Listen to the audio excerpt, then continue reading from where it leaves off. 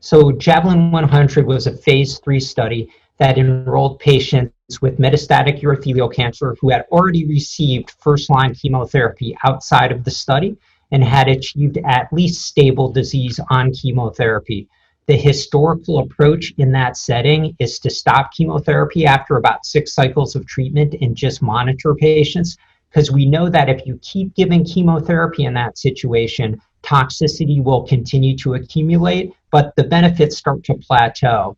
And so this trial asked the very simple but important question, should we wait at that point until patients progress to start immune checkpoint blockade, which is the standard second-line treatment, or should we move that treatment earlier into what's called the switch maintenance setting, start it right after stopping initial chemotherapy?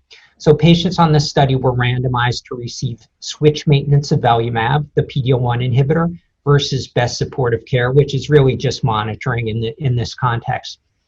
And the study showed that there was a significant improvement in progression-free survival and a significant benefit in overall survival in patients randomized to switch maintenance immune checkpoint blockade avelumab.